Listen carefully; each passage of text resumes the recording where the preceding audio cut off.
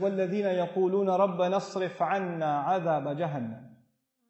It's so beautiful, this category. There's a group of people Allah loves because the only thing, they just ask Allah, Ya Allah, I don't want to see Jahannam. I don't want to take me away from Jahannam. I don't want to be turned away from it. إِنَّ عَذَابَهَا كَانَ غَرَامًا إِنَّهَا سَاءَتْ مُسْتَقَرًّا وَمُقَامًا. Its penalty is very heavy. It's a huge penalty. I can't bear it. I can't even think about Jahannam. It is a terrible place to be for a little while or for a long time. I have to explain this part to all of you. It is a terrible place to be, mustaqarran, for a little while, wa muqaman, long term. Now, there are some people, like I'm sure you've seen this on YouTube if you follow my videos. There was a young girl in Florida at a youth program. She asked me a question. She wrote it down. She said, I do a lot of haram things. But I'm not going to hell forever, right? Because I'm Muslim. So even if I do go to hell, it will not be forever. This dua says, I don't want to go to Jahannam, not for a long time, not for a short time. I don't want to see it. Allah loves the people who understand that they don't want any part of Jahannam, short or long. There are some Muslims who say, of course I don't want to go to Jahannam forever, but I don't know, one weekend, maybe we could do that much haram. You know, this is from the Jews. Ayyama ma'dudat. They said a few days, we can handle it. I mean, come on. You know, after that is the Jannah, man. It's okay. So then you party here, you pay one weekend price, and then you go back to Jannah. What's the big deal? Allah says, those are not Ibadur Rahman. Ibadur Rahman are the people, the special people to Allah are the people who say, Ya Allah, I don't want to see Jahannam, not for a day, not for 2 days, not for a minute, not for a second, and not permanently. I don't want anything to do with Jahannam. There is an ayah in Surah Al-Anbiya.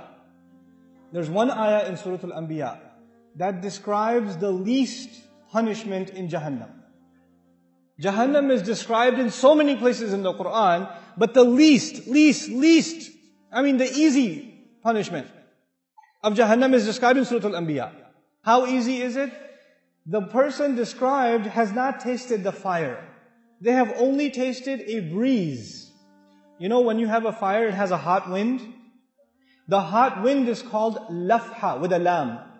But the ayah doesn't use lafha. It says, وَلَئِن مَسَّتْهُمْ نَفْحَ, with a noon. With a noon, it actually means a cool breeze, not a hot breeze. And nafha is used when, when you close the door and some hot air comes in, as you're closing the door, that the air that comes in or goes out, that's called nafha. Allah says those people will taste a nafha, air. Not even inside Jahannam, where? Outside. They haven't even gone in yet. And they didn't taste fire, they didn't taste lava, they didn't eat anything. They're just exposed to air. And it touched them barely. Massatum, it barely touched them. You know, sometimes you're boiling or frying things and something comes out and it touches you just a little bit. But that's not air. That's liquid. Allah doesn't say air, liquid will touch you. What does He say? Air will touch you and it will barely touch you for a split second. Split second it will touch you. That's it. And it won't even be the full-fledged air. It will be not nafhatu adhabi rabbik. It will be nafhatun min adhabi rabbik, min littaqleel. It's to make it very little bit of air.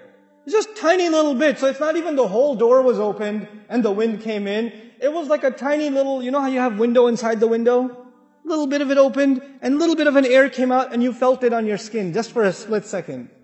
And then this is the only torture this person received. There is nothing else yet. And they're not even in hell yet. They're still outside. That's evident from the word nafha. He says, Ya waylana, the person swears, I have never felt more torture ever in my life. This is the worst, I must be in the worst part of hell. Wayl, the Rasul ﷺ describes wayl as the worst part of hellfire, so scary that hell itself is afraid of it. Jahannam is afraid of wayl. And this guy says, I must be in wayl. Ya waylana. He's not even inside yet. The Muslim understands, the believer, the student of Quran understands, إِنَّهَا سَاءَتْ مُسْتَقَرًّا وَمُقَامًا. I cannot be there for a little while and a long time. I know.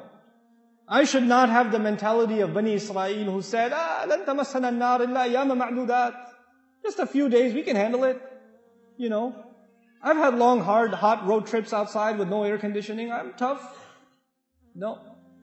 إِنَّهَا سَاءَتْ مُسْتَقَرًّا وَمُقَامًا. This is a category by itself. These people are special to Allah. The only thing they ask Allah is, Ya Allah, I don't want Jahannam. I don't want Jahannam. Never, at all.